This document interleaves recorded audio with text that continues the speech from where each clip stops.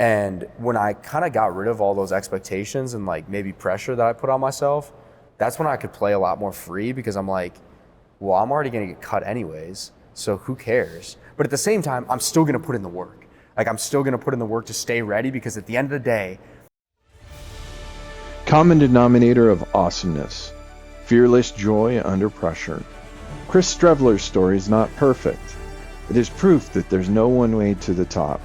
2 ACL tears, no regrets, he kept finding a way. 1 scholarship offer, no NFL draft call.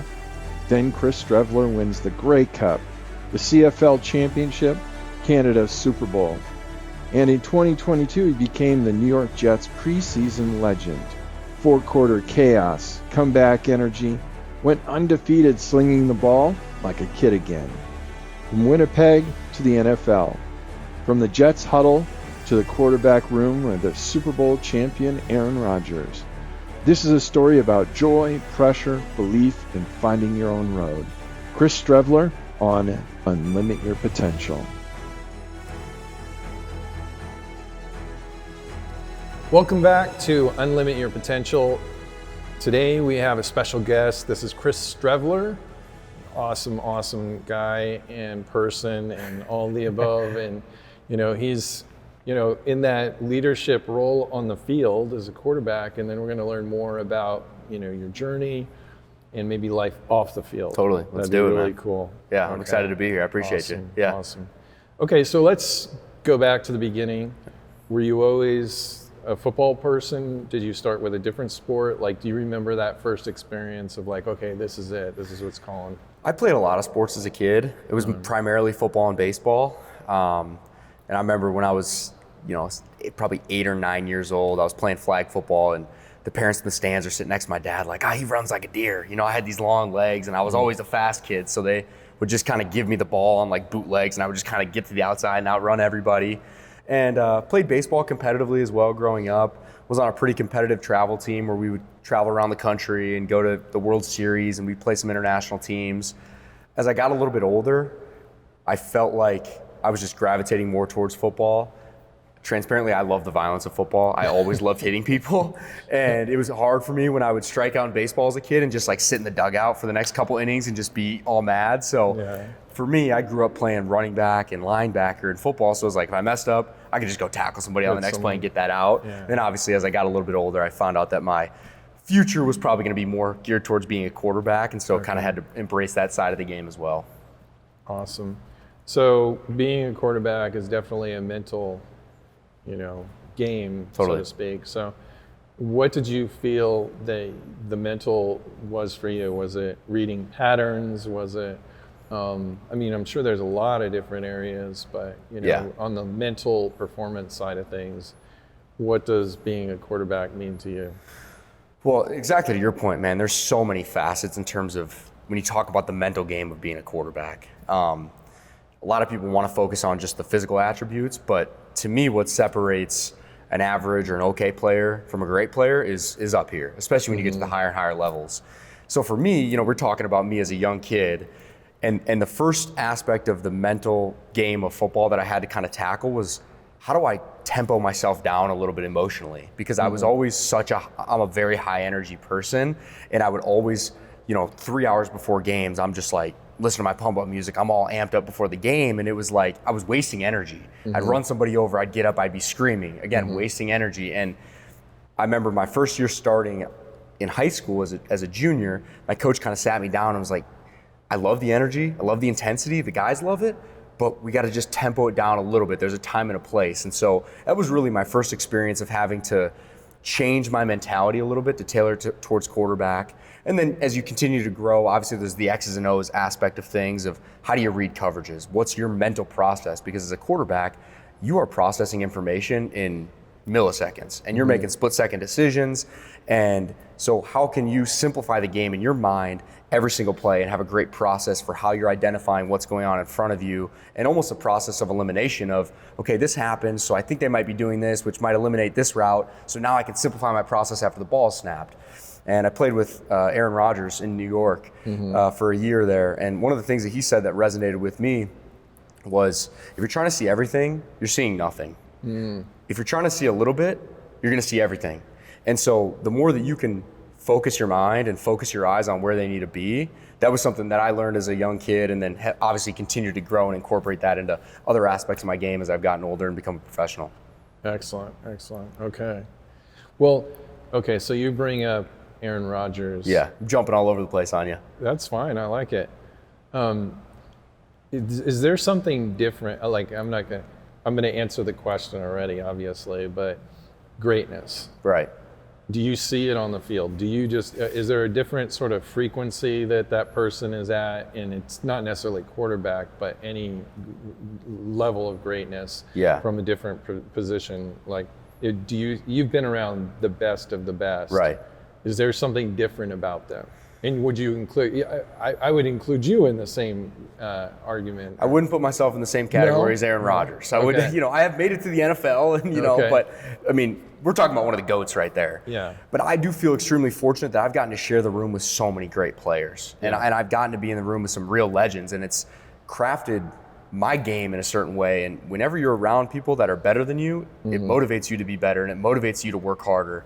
And so that was always something that was like pushed me to go harder. Like, I'm sitting next to Aaron Rodgers, like, I got to know my stuff, because if I get called on, like, I don't want him to think that I don't know it, or when I get out on the field, I want to make sure my footwork's dialed in so I don't have to slow down the drill, because Aaron doesn't want to slow down the drill. And I'm talking about him, but there's been so many other guys throughout my career. And the interesting thing about the greatness piece that you bring up is it looks different for everybody. Like, not everybody has the same superpower. Okay. There's different things that make different guys great. Like, I got to play with Lamar Jackson in Baltimore. So the thing that makes him great, and his attitude and his energy, is not the same as Aaron Rodgers. Yeah. They're both great in their own way, but the way that they tap into their superpowers is different. Like, Lamar's energy and his excitement for the game, like, I could feel that every day. And I was only there for a couple months, but getting to go out on the practice field with him and be in the meeting rooms with him, like, you could tell that dude loves football. It's almost like a childlike enthusiasm for the game. And that was really, really cool to see, because I always loved his athleticism and things that he did, but he's obviously extremely physically gifted, but then there was that other side of things. Aaron, when you sit down with him in a meeting room, this is like, if you're talking like calculus level football, that's him. And his memory and recall of plays he'll take you back to the minute of a quarter of a game in 2010, and he can recall a play. And there's been a lot of other guys throughout my career, but those are just two different examples of guys that are great, but again, the way that they get to their greatness just looks a little bit different, and same for me too. Like, not that I'm in those guys' categories, but the things that made me a good player was different than those guys. And so how do you tap into that and continue to feed into that as you get to the highest levels? Okay, so we've established that you played at the highest level. Yeah. Now let's go back to the beginning. Yeah. Again. Let's take it back. And let's go through adversity. Let's go through the journey, because I love it. We know where you ended up. The NFL, incredible, especially in that position of the quarterback. Right. What did you have to go through? What are some of the things that you had? I mean, it's I see always the clock full, running right? here. I don't know how much time we got. But, I mean, man, it's adversity, that's the journey. Like, if you want to make it as a professional, it's not a matter of if you're going to encounter adversity. It's a matter of when, and how do you respond to that? And so many people, they encounter adversity and it stops them in their tracks, or they give up and they don't get through it. And I found through my career, I mean, if you want to go through all the adverse moments I've been through, we can, but when you get through those hard times and you push through them and get on the other side, it teaches you something about yourself and what you're made of, and the way that you can show up and continue to persevere through those moments. The latest adversity I'm going through right now that we kind of touched on is I've torn my ACL the last 2 seasons in a row. I tore my ACL, my MCL, my PCL last year, was throwing a pass and a D lineman dove into my knee and just basically completely collapsed my knee. I came back in 7.5 months from that, started our first game of the year, played the entire season. Very last game of the regular season, I go to make a cut, pop my same ACL, both meniscus, have to get surgery again. And you could probably imagine the mental toll that takes on somebody. And for me, it was difficult, and I've been through that again. And so when you know the journey that's ahead of you, sometimes it's almost even more daunting. Of like, first time you go through it, it's gonna be hard, but you don't really know what the day-to-day looks like. And when you know you're gonna go through it again, and you know what that rehab process looks like, it's difficult. But for me, the way that I always get through that is there's a grieving process, of course, when things like that happen, and it's totally natural. Maybe you feel bad for yourself, or maybe you're angry. but how quickly can you set that down and focus on what's in my control right now? What can I do to move the needle for myself today? And when that happened to me for the second time this year, it was, okay, am I gonna be the guy where this is probably my last year of football? Am I gonna go into the facility every day and kind of hang my head and kind of bring these people down around me? Everyone knows what I'm going through. Everyone knows it sucks. Or am I gonna be the guy that still shows up with a positive attitude, brings out the clipboard for the playoff game, is charting plays on the sideline with a headset and getting dudes water? Like, how do I want guys to remember my energy and the way that I carried myself in an adverse moment like that? So that's just the most recent adversity, but we can go back to my college career where I was the National Player of the Year in the FCS coming out of college and broke a bunch of records and, had a really, really good season. And going into the draft, I thought there was a chance that, maybe drafting would have been kind of far-fetched, but I thought there was a real chance of an undrafted free agency pickup. NFL draft comes and goes. I don't hear anything. 3 days go by, I still haven't heard anything. So I ended up going to the CFL right out of college. I didn't even get an NFL minicamp. I didn't even get a tryout. So I went from thinking I might go to the NFL to now I'm in the CFL. And my mindset through that was always, okay, well, I get to play professional football. How can I focus on this opportunity right now? How can I be where my feet are and make the most of this? And because of that, played well my first couple of years. We won a championship my second year. I ended up getting tryouts in the NFL and ended up making an NFL team. That's something I like to share with young athletes specifically, because in this world that we live in now with social media and all its outside noise, it's so easy to look over here and be like, look at this opportunity this guy's got, or look at what this guy's got. And I always use my example as, well, I could have been doing that when I didn't go to the NFL, but I embraced the CFL. I focused on what can I do today? How can I embrace my process and get better? And I ended up having a 4-year NFL career out of that as someone who didn't even get an NFL tryout coming out of college. So those are just a couple examples, but we could go on and on about the different adversities of, I've been cut 5 times in the NFL and had to kind of claw my way back there. There's just been so many things throughout my journey. And to me, it's all about how you overcome adversity and continue to persevere through that. So when you go into the office, is it an office situation and they say, we don't need your services anymore? Like, how do you get cut? What's the process? Well, it's different every time. It's different every time. So the first time I got cut, I was with the Cardinals. I was on the Cardinals roster all of 2020 and then all of 2021.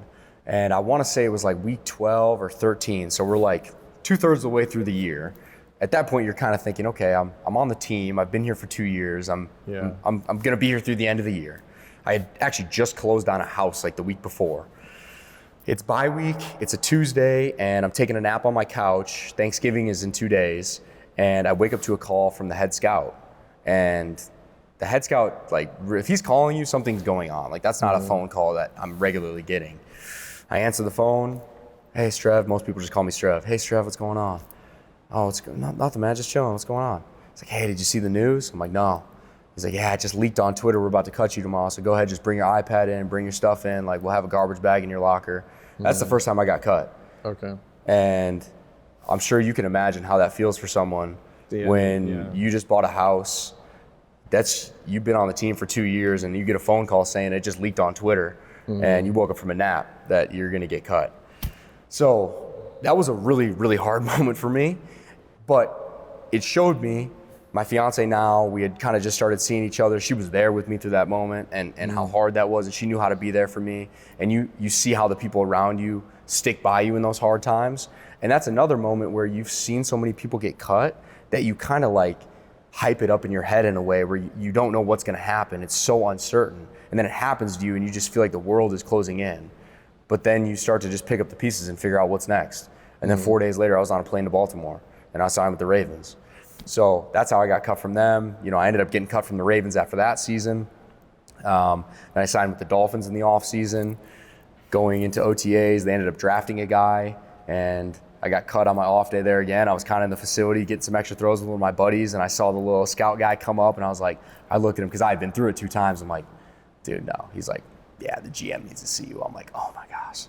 So then I got cut from there, and then that's when I signed with the Jets, and I had a pretty unbelievable preseason after I ended up signing with the Jets after being cut multiple times in the course of like 6 months, and kind of had to claw through that adversity as well, and ended up having some success there. Okay. Yeah. No, thanks for sharing that. Yeah. What would you learn through? I'm sure you learned a lot of different lessons, but what I've found is my story, which I think you've heard a little bit of the story, which is starting really late and overcoming maybe an adversity in a different way, or just the odds are against you, and everyone else has started when they were little, and you're starting it as a young adult. And wanting to go to the Olympics and being able to achieve literally everything except for go to the Olympics and get as close as you can get, like I'm the next guy. I've found that people can relate to that failure a lot more than they can relate to being a national champion or the success stories. So you've been on these amazing teams and been an amazing contributor. But the part that I think a lot of us can relate to is how did you deal with the failure or the, how that must have felt and how you keep coming back for more. Because the reason is, I use this example all the time, is Tom Brady. Right. I mean, you probably know him really, that's really the guy well. I looked up to as a kid growing up. Yeah. So, he was like the backup quarterback for an 0-9 team in high school, I think is where he started. Yeah. And then he was 7th string, I think, in college. Yeah. And each step of the way, I keep, saying, and this is the eventual GOAT, like 7-time Super Bowl champion. Even Michael Jordan has 6. This guy has 7. Yeah. And he was overlooked left and right and had to fight for the rep, and that one rep had to be as good as it possibly could be. Right. Speak to that a little bit of like, how do you feel, your life has unfolded to where you can, share with others and, give them some sort of guidance? Because a big part of, I think, success, ironically, is showing up. Right. Just one more rep or one more attempt or, my mantra in the morning is just stick with it. Yeah. Because I don't know what's going to happen, and my mind's trying to figure out is this going to be a good thing or a bad thing? A good thing, bad. We all deal with it every day. Yeah. And so I literally say out loud, just stick with it. Right. So how do you approach this, whether it's on a football field or in life? Yeah. Well, I love that mantra, just stick with it. And I actually put something on social media, and I've been telling everyone, my personal motto for this year is I'm going to get shots up. If the ball comes my way, I'm shooting it. If I miss, it doesn't matter. The ball's going to come back to me. I'm going to shoot it again. I'm not going to make every shot. But what I mean by that is I'm just going to continue to put myself out there and put my best foot forward every day. Yeah. And eventually, shots are going to start to fall. I might miss 20, but maybe I'll hit my 21st shot. And so I think it's kind of the same thing. Just stick with it. I'm just going to shoot the ball and continue to put myself out there.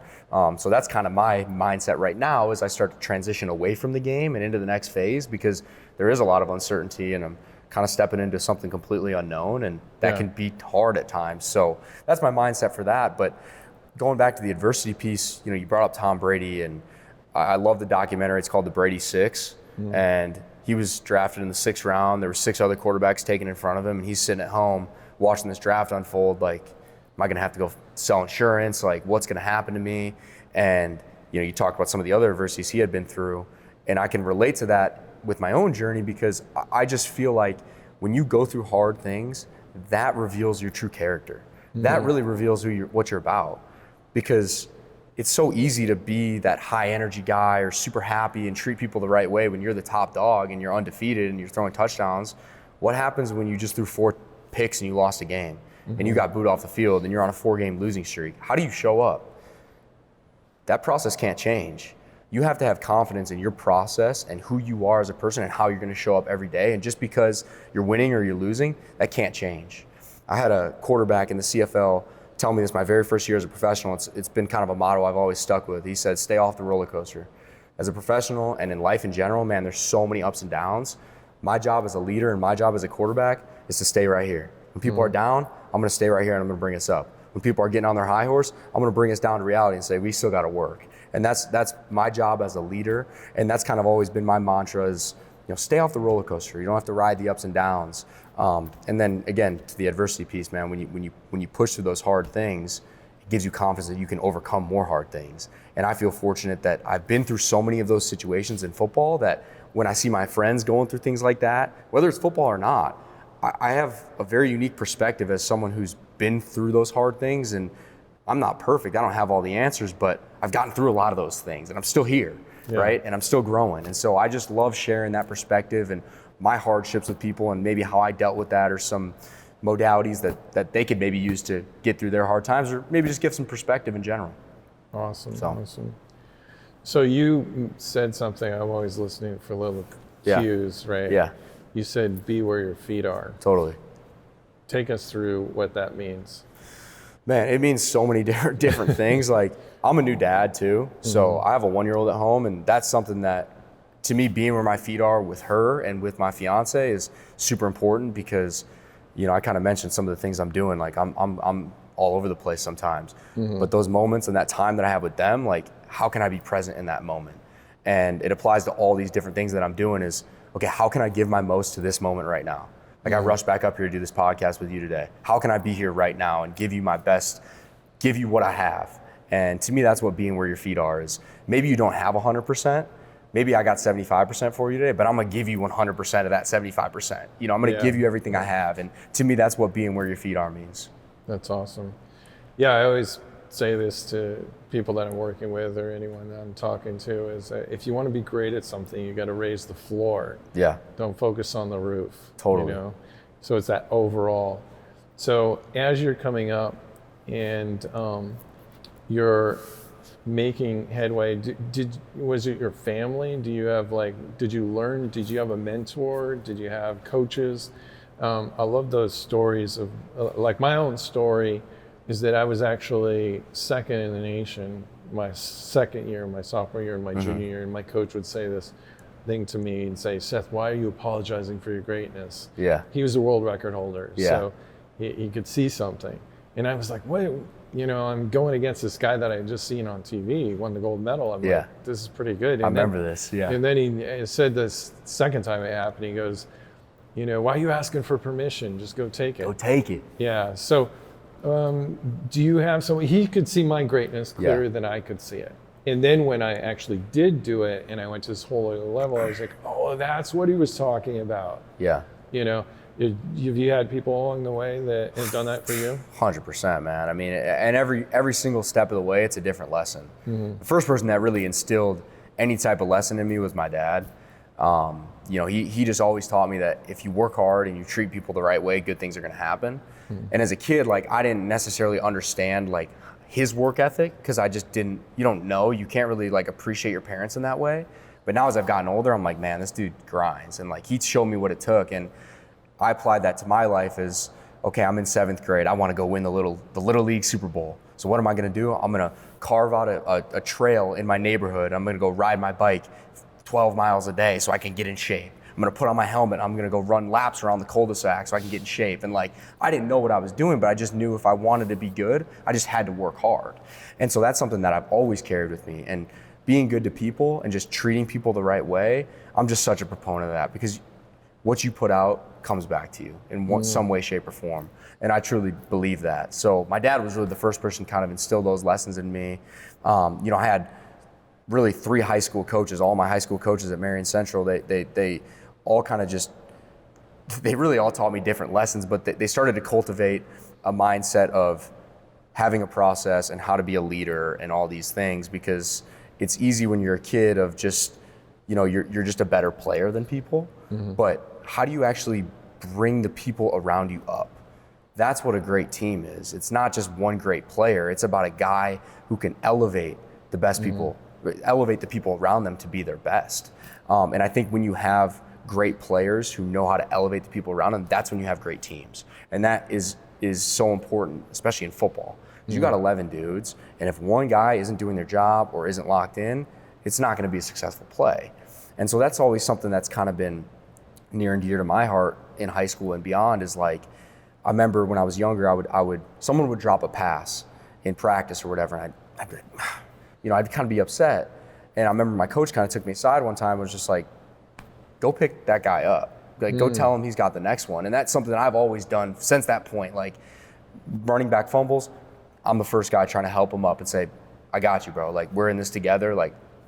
You feel terrible about that. I know. I throw interceptions. I feel terrible about that.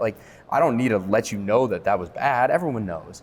I'm here to lift you up as a teammate, and I'm here to help you get through that. We're in this together. And so those are just a couple lessons that I learned as a young age. And then, my offensive coordinator in college, His name's Ted Schlafke. And, he was really someone that I took the next step with the X's and O's, but he also kind of taught me the aspect of how do you facilitate the game. And as a quarterback, that's extremely important. How do you facilitate the football to guys and help them, let them play to their strengths. And when I first got to college and I was starting at South Dakota, I was just trying to do everything and just do way too much, and it was hurting me. And he was like, dude, you don't have to do everything. You can just let these guys around you do what they do, and then when it's time for you to make a play, you make a play. So, I mean, these are just a couple examples. There's so many people that have influenced me throughout my career and have helped me get to where I've gone to. And like, I'm the first person to stand on the table and just like tell people thank you, because I know that, I had to transfer to go to South Dakota. I didn't get to play at Minnesota, so I had to transfer, which was hard. And then I had to go to the CFL. And then I finally got to try out for NFL teams, and I ended up making my way on a roster. So I'm always the first person to, thank South Dakota, thank Winnipeg, of like, man, these places, I absolutely understand. I would not have gone to the NFL or been the places I've been had it not been for all those people that have helped me and all those places that have helped me elevate my life. And those people still show me so much love and support. So I just thank them so much. That's great. Yeah, That's man. Great. Okay, so now that I have a quarterback on the show, Yeah. I get to bring this up and Yeah. hear your perspective. So I had the opportunity to have a conversation with Quincy Avery. I don't know if you Yeah, I know him. the Hulu. Very successful quarterback trainer. Yeah. And so my wife heard about, it took a while to arrange this talk, and so Yeah. I was looking forward to it. And I always believe in some sort of timing to things connected to everything, because I could talk to a person like that at any time, but it's nice to have something that like a burning question. Mm-hmm. And at the time, it was when Philip Rivers, who was a grandfather, and he's going to play at the age of 44 or 45. Yeah. That was the question to ask Quincy. And Quincy's eyes lit up, and I'd asked the question that, I was fascinated, like 45-year-old playing, and most of these guys are half his age. Yeah. Why? Yeah. And this is interesting, because I really want to hear your perspective. Yep. From your generation, and maybe even I don't know if you'd speak of earlier generations, but at least your generation. He said,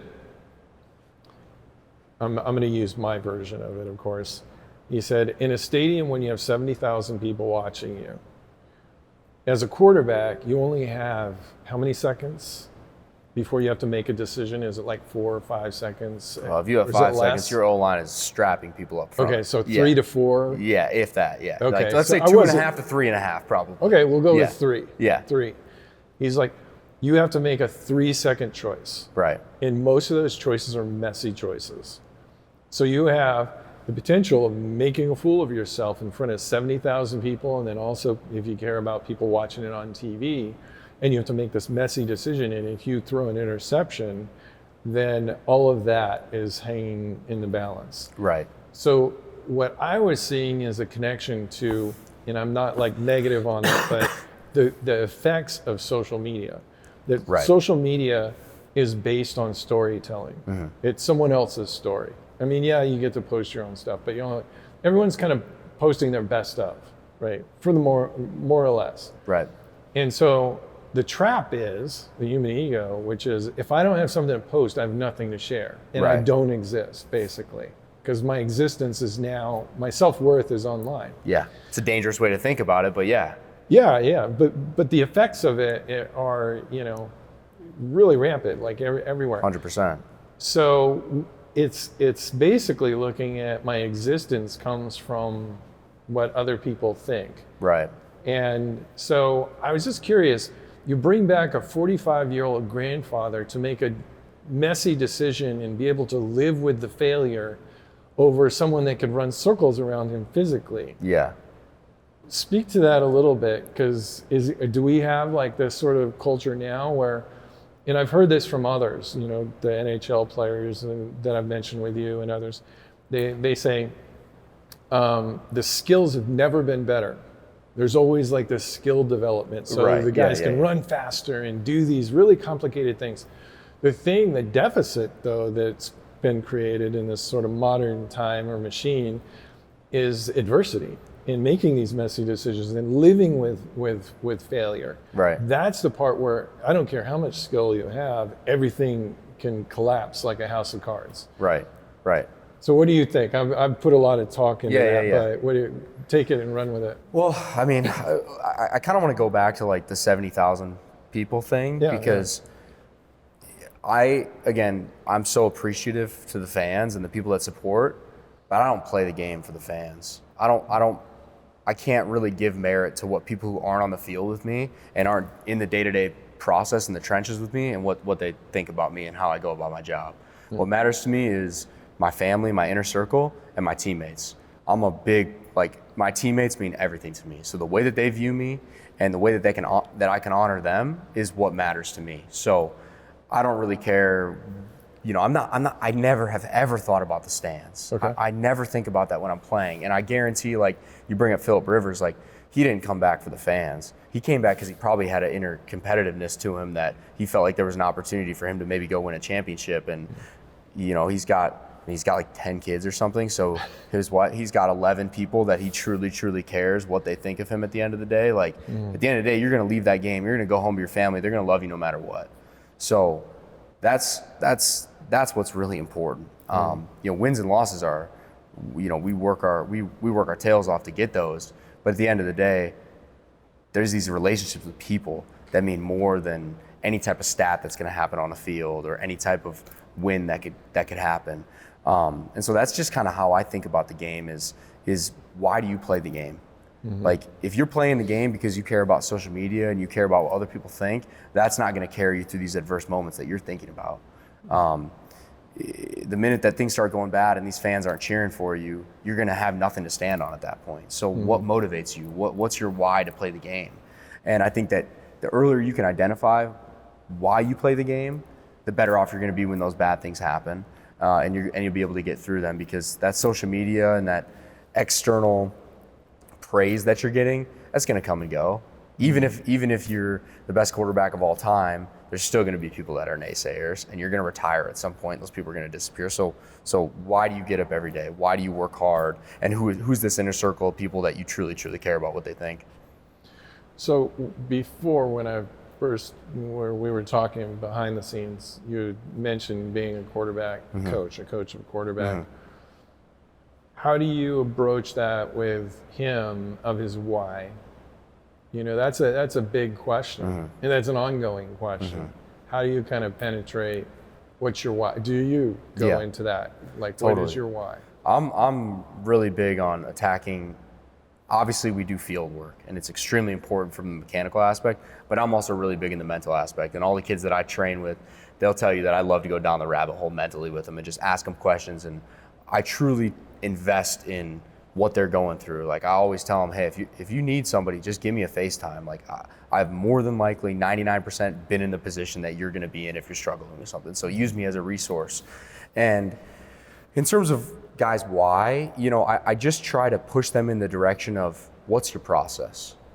What's your process on a daily basis? Everyone, you want to go Division I, you want to go to the NFL, that's great. Okay, how are we going to get there?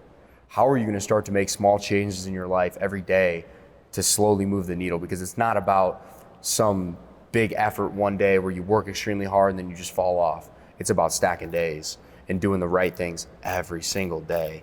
And you talked about Kobe before we started this. And I think that's kind of the Mamba mentality is if I get up at 4 a.m. and I get a workout in before anyone else is awake, by the end of the year, I've done 365 more workouts than everyone else.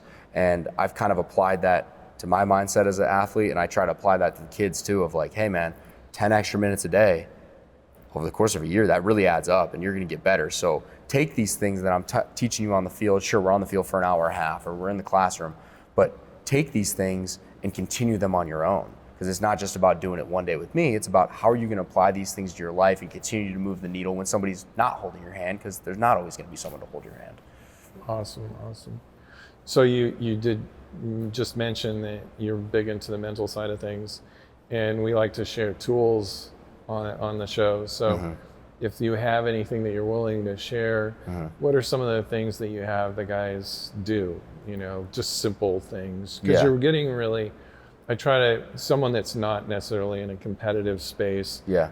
use it as the metaphor of the battlefield, right? Where Yeah. bullets are flying, it's about doing something. It's not about knowing something, Right. right? We know everything we need to know basically with all the information that's out there. It's what are you going to do when it's really uncomfortable and everything's on the line? Right. How do you help someone with the tools? Do you have any tools? Well, that process starts before everything's uncomfortable and everything's on the line, as you know, Yeah. right? You don't just jump into the swimming pool in the national championship race. It started way before that. And so that's what I always tell guys is like, okay, let's come up with a process right now for how you process information. You talk about muddy decisions. I mean, you can't see sometimes what's going on in front of you because you got these 6'6" guys. So how am I processing information before the ball snapped? What was my film process like before the game even started? How did I break that down? Because it all just adds up throughout the week, and all the work, to me, the week leading up to the game is the hardest part. That's when you're putting all your work in. And then the game is just the test for how much you prepared. And so that's how I always kind of frame this to guys, is like, let's put this work in on the front end. That way we get to the back end and we have the test, which is the game. We have all the answers. And so that's one thing I preach to guys. The other thing that I've become really big in as my career's progressed is like just breathing and visualization. I think the more that you can put yourself in that position before it happens, the more ready you're going to be for it. And that doesn't just apply to football or sports. Like, that applies to everything. Like, you're going to get on stage and give a speech. Okay, have you put yourself in that position? And the more realistically you can make it feel, the better you're going to be. Like, can I get my heart rate to feel like that? Can I get my palms a little sweaty? Like, can I feel the environment? Can I see the people in front of me? The more realistic you can make that, can you hear the stadium? All of these things. That way, when you get there, you've already been there in your mind. And I truly believe in the power of that, of putting yourself in those shoes. That way, when you get there, you feel more comfortable. You've made the right decision. You can take it another step further with football of, okay, hey, I'm in the stadium. It's 3rd and 7. Okay, what do they like to play on 3rd and 7? Okay, that's what I see. Okay, we're running this play. Where am I going to go versus this coverage in this play? You can play the game out in your head beforehand just by doing those things. And not that it's always going to be that clean and clear cut in the game, but you've been there and you visualize those things and you've worked that process. So I think it all kind of goes back to having a process, but then being able to slow yourself down with your breath and breathing, being where your feet are, being present in this moment. You throw an interception, people are mad, you're feeling the pressure. How do I flush that? How do I move on and drop it? These guys around me still love me, okay? They're with me. These people might be mad, but they're with me. I'm back. I know I've been putting in the work to be here in this moment, so let's go make it right. And that's kind of how I've always thought about things, and I try to share that with guys, that you're going to make mistakes, you're going to be in uncomfortable positions, but let's put the work in leading up to that so we can push through that and get through it on the other side. Okay, so you said some big ones. Yeah, so yeah. we're going to slow it down. I'm just going crazy over here. It's Sorry. good. No, this is all great. So the first one would be breathing. Yeah. So are you talking a reset breath? Are you talking about like a breathing pattern, like box breathing? What type of breathing are you talking? Are you just talking about being conscious of your breathing? Yeah, I mean, you're probably further down the rabbit hole with that than I am, but I'm just a big 4-second in, 6-second out. Do a Okay. couple of those and just try to slow down my heart rate and calm myself down. And for the listeners, when you breathe out a little bit longer than you breathe in, you're getting in the parasympathetic. So you're like calming your nervous system. Yeah. It's kind of like a hot wire of like, okay, everything's okay because I can breathe out longer than I'm breathing in. Right. Just to throw that in. Okay, so next would be visualization.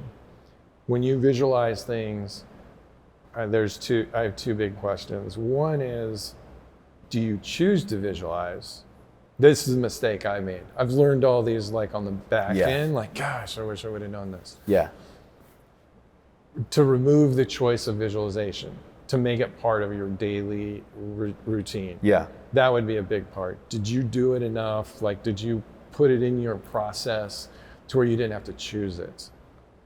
Choose it as in like go out of my way to do it. Yeah, It's just now part of I'm my gonna, process. because mine was like, okay, I know I got to visualize. And then it was kind of like kicking a can down the street. Yeah. And then I was like, okay, well, maybe I'll do it this weekend. And then, of course, this weekend. And then you're just kind of going through the motions, you're just checking a box, sort of. Yeah. Yeah, no. So for me, like I've always been really big on walking through. Okay. And when you're a professional football player, you get this massive game plan with like hundreds of plays on it. And so every night I would go through that and visualize, okay, here's my motion. Are we in the right formation? Okay, it's a fib. send the motion.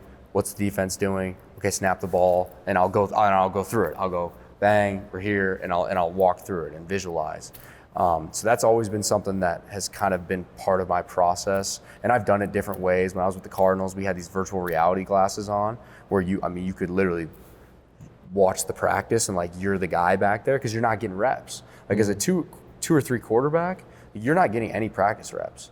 So back to the point of no one's holding your hand, like definitely no one's holding your hand. You're not even getting any reps. I mean, I played an NFL game where I had 6 hours notice that I was going to be playing. I had been on the practice squad playing scout team safety because I was the 4th string, and 6 hours before the game they came up to me and was like, "Are you ready to go? You have plays." So I've been in those positions where you don't get any heads up. So what have you been doing to stay ready?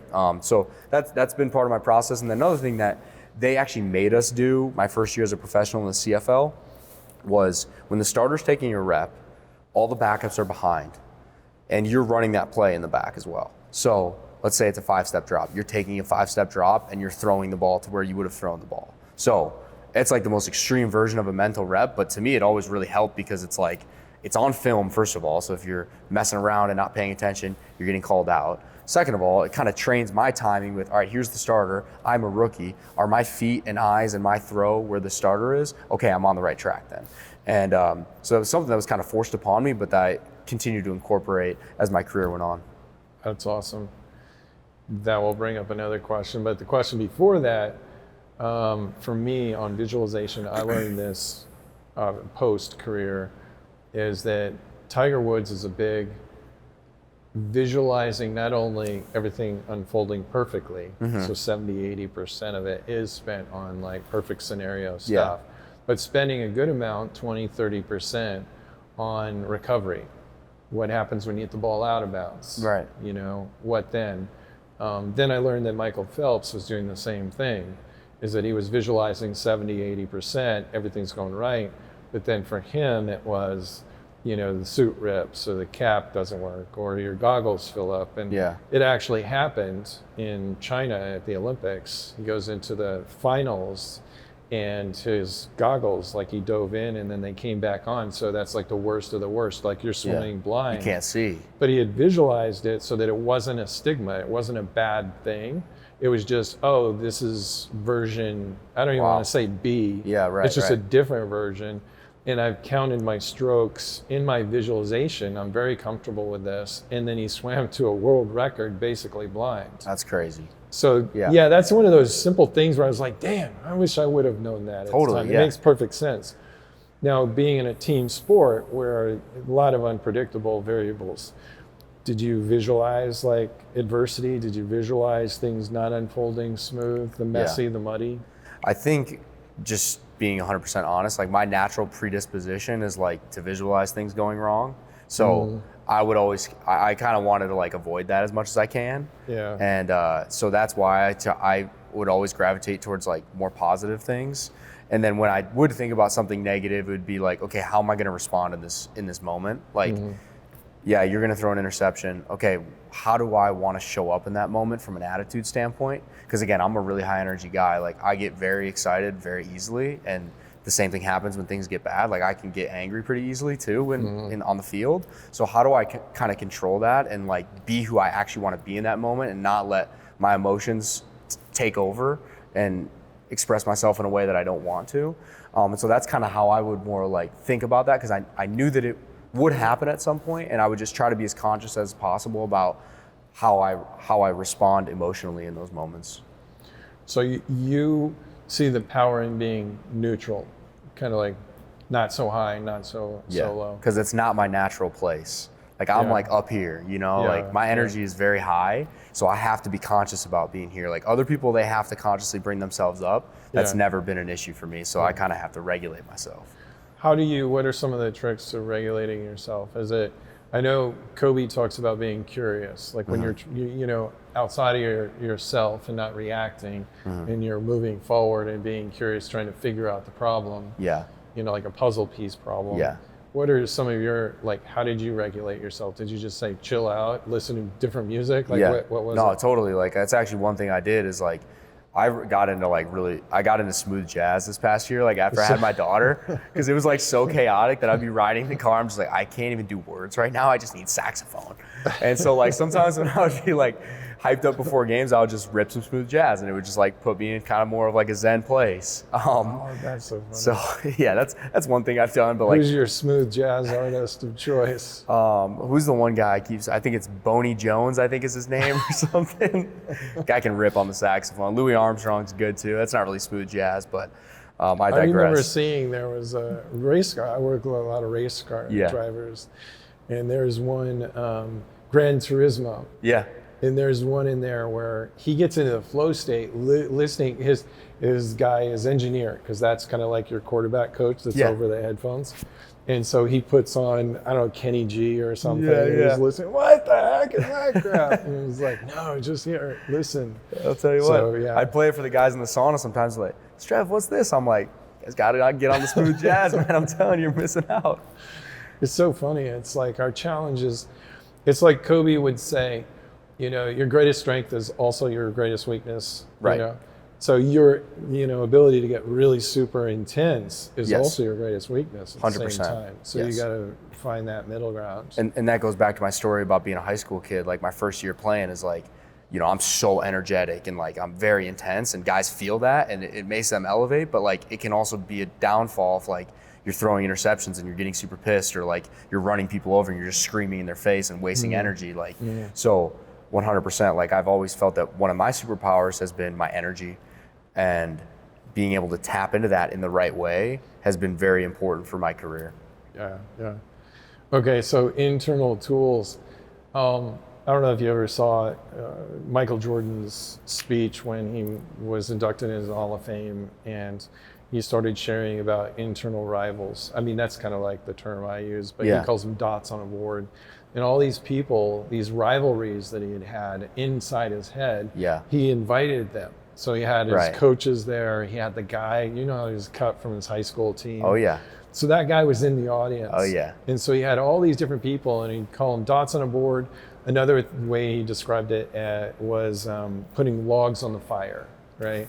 And then Kobe had his assassin, his kill list. Yeah. So rankings had come out when he was in high school, and he was like 47th or something, real low. Yeah. And that just became his determination of like hunting these guys down. Right. So the mother of invention is necessity.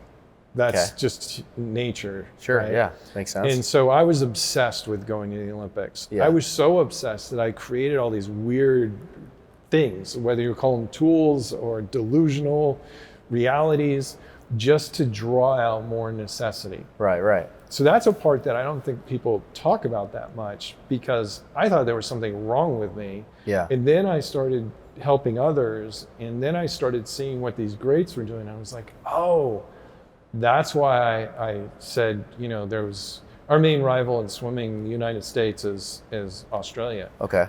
And so the main Australian guy was coming to our team at the Yeah. university, and he was the next great, 1 year younger. And I remember saying, every single day I'm going to take his soul. Yeah. And I'm going to let him have just a little bit of hope, and then I'm just going to crush his spirits every single day. Yeah.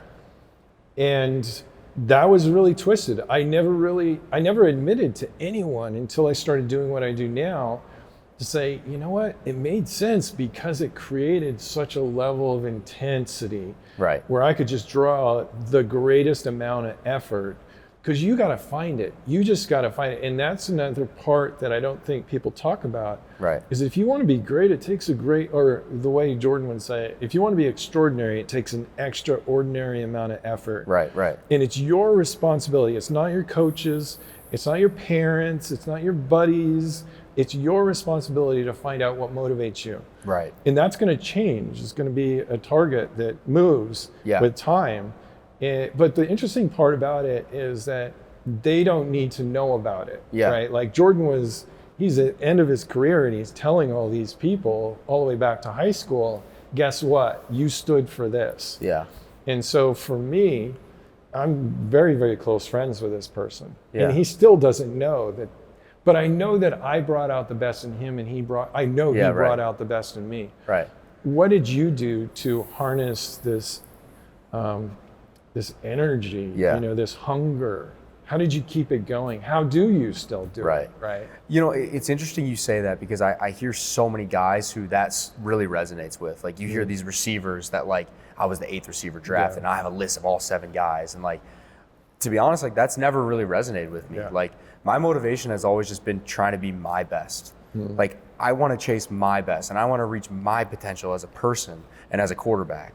And I've always just thought about it like that. And, like, I've always had the same type of laser focus with getting to the NFL. Yeah. I still have friends from middle school, and they're like, dude, I remember you doing your autograph in your books, being like, when somebody gets this book one day, they're going to see my autograph in here, and they're going to know that he went to the NFL. So I always had the same laser focus. My motivation was just always so much more centered around myself.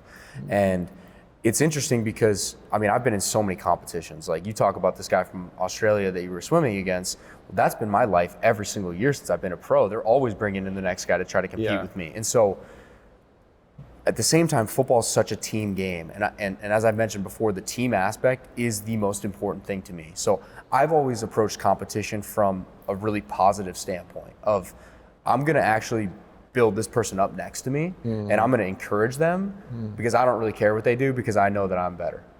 And that's just the belief. And not that I won every competition or that I'm the best quarterback in the world, but that's the mindset, is like, I'm going to encourage you because it's best for the team, and ultimately we're probably friends. But at the end of the day, like, you go throw a completion, throw a touchdown, okay, watch me. I'm gonna go do that now too. And that's kind of how I've always approached it. It's never been like tearing this other person down, or like them doing bad, or like me beating them was never really my motivation. My motivation was always just me.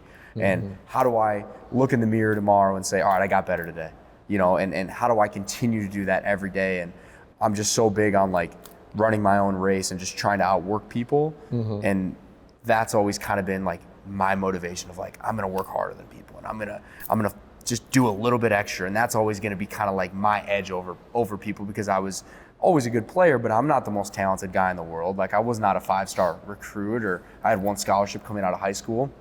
So like, what's my edge? Well, I can control how hard I work. I can control my attitude and having a positive attitude. So I would just always lean into those things of like, well, I can work out an extra time and I can put in some more work. And so that's kind of just always been my mindset of how I've got through competitions and continue to push myself, and had the same type of hunger and just come at it from a little bit of a different perspective. Yeah, it's fascinating because there's no one way. Yeah. It's being more and more self-aware of knowing, if I push this button, does it do anything? Yeah. Right. And so my brother is also a national champion, and his motivation would never be what my motivation is. Yeah. At all, whatsoever. We're opposites, right? But his was, I want to beat my older brother. Yeah. So they would basically put us like 2 horses. Yeah. They'd put us side by side. Yeah. And they knew that was bringing out I didn't even know. I was like, my brother's really good at losing. Yeah.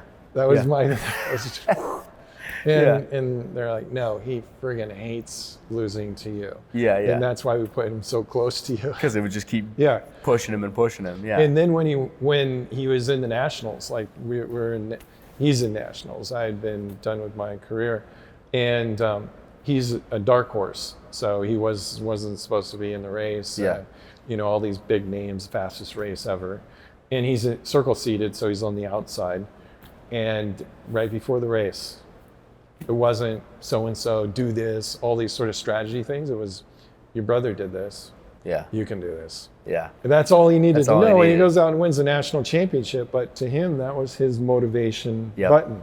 Yep. So it's kind of searching for what works for you. Yeah. Well, I had somebody tell me something when I was in the NFL that also resonated with me. And they said, there's literally millions of people that want your job. So what are you doing today to keep that and stay in front of them? And that was kind of like always my invisible motivation of like, man, all these people are working hard. Like, they want to come take my spot and take my job. Okay, what am I going to do today to stay in front of them and keep my foot in the door? And so, it's not a physical person, but it's these imaginary people that are chasing me. So I got to continue to work and run my own race to stay in front of them. Yeah. And I know that with Jordan and with Kobe, they both had expressed this, that one of their motivations on games was the guy with his son up in the nosebleeds, and this is the one game they will see their entire life. They saved up, and this is the moment. This is it. Yeah. And if he just phones it in or doesn't even come in, then, what about those people? Right. So it's just finding all these ways to motivate us. Yeah. So switching gears just a little bit, talking about the flow state, the zone, the moment, being where your feet are, right? Basically, I try and just tell people it's when you're a little kid, you're in the flow all the time because you're in your body all the time. You're not really thinking about it. You're just doing it. Right? Did you experience that? Yeah. What are these moments to you? You mentioned earlier things slow down. What are kind of these hyper aware, or maybe you don't even describe it that way, but where you just did stuff maybe you didn't even know you were able to do? Yeah. There's been a couple times in my career where I've been playing really good football, and definitely, to me, it always feels like I use the saying, I'm seeing it. Like I'm seeing things, and like that's very important at the quarterback position because things, like if you're not seeing things, everything's just moving super fast and you're not processing information. But there are those moments where like the game's moving slow and you're really seeing where guys are and you know where to go with the ball. Like those are the flow moments. And I had some of those in college when we were doing really well. And I think honestly, I kind of touched on my experience with the New York Jets, but that had been, I signed with the Jets in 2022 after I got cut from the Cardinals, the Ravens, and the Dolphins. So I was kind of on my way out of the league. Like they called me the day before camp started and it was like, hey, our room's basically full, but like we'll bring you in. We need a camp arm to just like kind of throw at practice and like we'll maybe get you in the preseason. And for me, it was like, that was kind of a hard thing to hear because I was like I feel like I'm just kind of like waiting to get cut again. And I don't love that. But at the same time, it is the NFL, so I'm going to go do it. And, as camp went on, I told the story on social media, but it's relevant of like, I didn't get a snap in camp for 3 weeks. I didn't even take a play. And all of a sudden, I'm thrown into the first preseason game.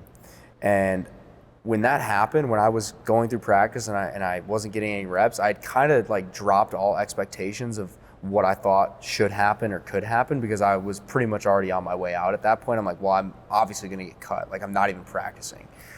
And when I kind of got rid of all those expectations and like maybe pressure that I put on myself, that's when I could play a lot more free because I'm like, well, I'm already going to get cut anyways, so who cares? But at the same time, I'm still going to put in the work. Like I'm still going to put in the work to stay ready because at the end of the day, I know I'm going to get cut, but what if I get an opportunity? Like, what if I do get an opportunity and I wasn't ready? Like, that's my biggest fear is like not being prepared for a moment. And that was my own doing.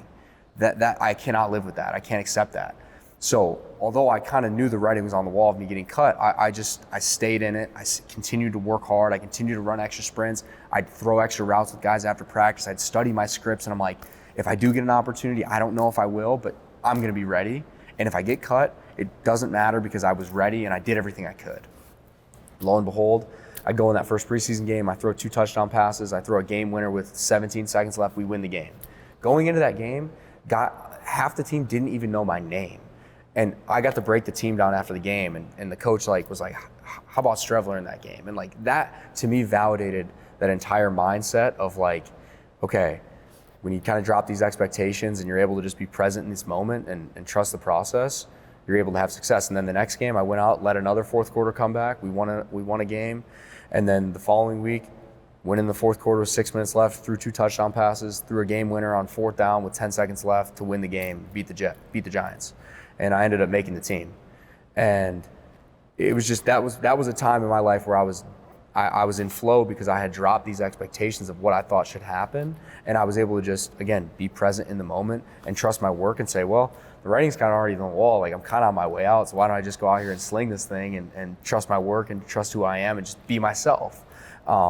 And that really validated that moving forward throughout the rest of my career of like, I'm just going to be myself and there's no one else to be. As long as I continue to work hard, things are going to work out the way that they're supposed to. That's awesome. Yeah. Yeah, there's a phrase on the PGA and LPGA tour for golf, beware of the sick or injured player. Because when they're sick or they're injured, as long as they can still play, they'll be distracted by the discomfort and they'll just go and play. They won't worry about the potential of a bad shot. Yeah. And so when you had no expectations, I was going to ask the same question. I know working with pitchers is when they go out there and they're in the bullpen and they can't find the strike zone to save their life, I ask them, well, how did that game end up? And they're like, oh, those are the special games. Yeah.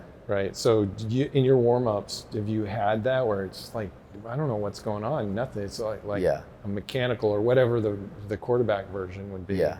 And then you go out and have an amazing game.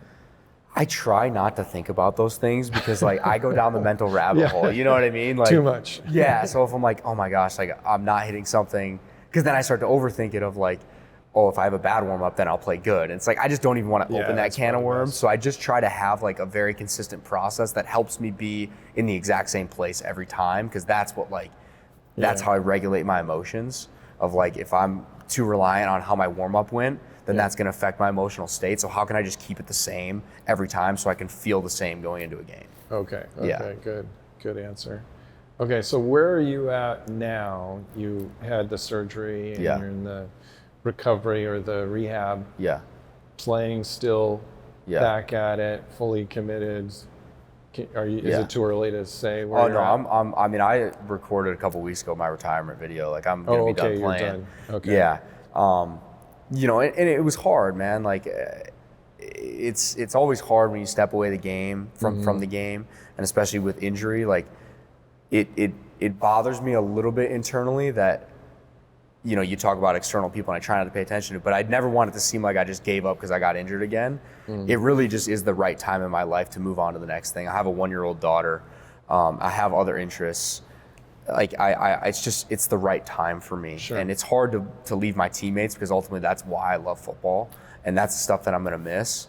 But what I'm focused on right now is how do I apply the same competitive mindset, the same work ethic, these same leadership principles we've talked about today to this next phase of life. And the way that I always view it is like, I was a guy who probably never should have made it to the NFL, and I did.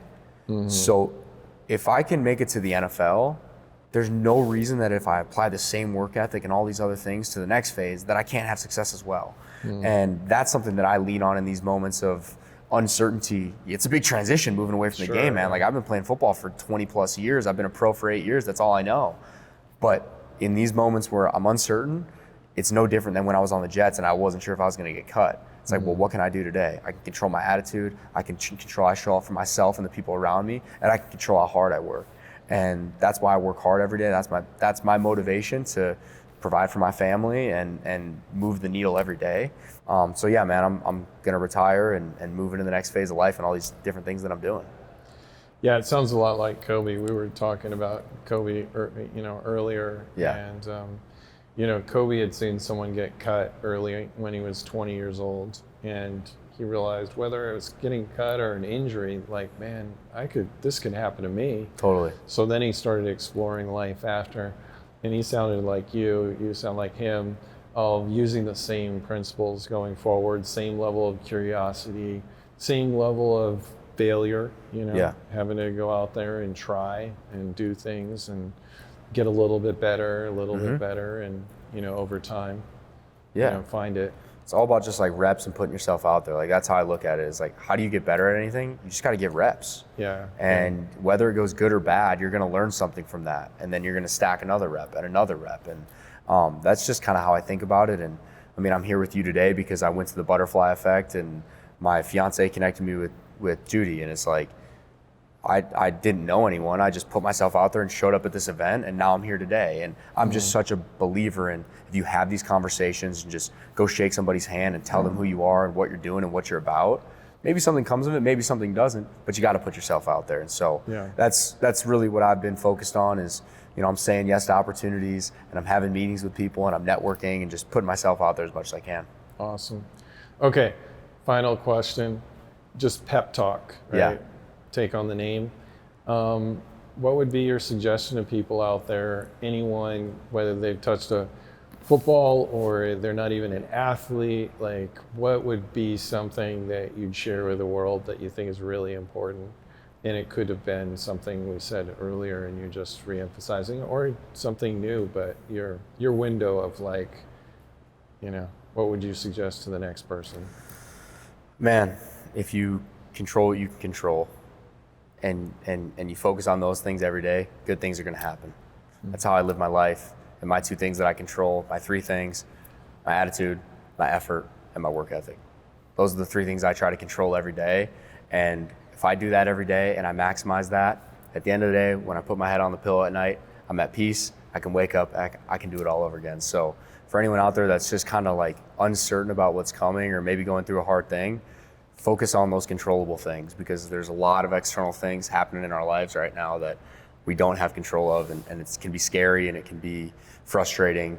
But when you put your focus internally on what I can do today to move the needle for myself and move the needle for the people around me, that's when you figure out what your process is, and that's where you figure out what your why is. So focus on that, and it gets you through any situation. Awesome. Well, I really appreciate you coming in. Thanks, man. I was This was looking fun. forward to this. This was Kind of good. went down the hour and 6 minutes, man. We kind of went. Flow state, right? Yeah, it really does. This is cool. So, chance to promote. So, tell Yeah. us what you're up to. Sure. How people can get a hold of you. Yeah. You know, anything you want to share. Well, let me plug the dating app that Go for me it. and my fiance are founding got a partners great of. name. So it's called Going Steady. Yeah. We just launched here in Arizona last month. We're in the App Store, wherever where you can find apps. And it's a new values-based intentional dating app. So we've kind of tried to address some of the pain points with the current dating app and the state of dating apps, if you will, and slowed that process down and made a platform for people who want a real relationship, want to ultimately get married, and want to have kids. So it's been a very exciting thing to jump into. We're also doing a ton of events around the Valley. So we just did an event at Global Ambassador. Actually, yesterday we just had our first Steady men's event where we had a bunch of guys show up at 8 a.m., get a good lift in, have some coffee, hit the cold tub. So we're just trying to build communities of people centered around our app that just want to elevate their lives and want to be better. And we kind of think that those things go hand in hand with relationships. If you're chasing your best self, then you're going to be better in your relationship. And if you're a single person, you're going to be ready for that person that you're supposed to be with when that time comes. So it all starts with these controllable things, working on yourself and trying to become the best version of yourself so that you can be that best version when you do find your person. So it's something that's been very exciting, and I'm sure you can tell as we've gone through this conversation, I love connecting with people and just like being out in the community and talking to people. So that's been super fun. I also do some public speaking and just like sharing my journey on mindset, overcoming adversity. And we talked about a bunch of stories, but I got a bunch more on throughout my journey, and applying those to business and life. And as I journey into being a young entrepreneur, like all of these things are carrying over. So I just love to share my perspective with athletes and businesses. I do quarterback coaching here in the Valley, ground up quarterback. So I have a partner who coached at Arizona State, and we collab on that and coach quarterbacks. So man, it's all very exciting. And like I said, just trying to apply the same mindset with sports into these next things. Awesome.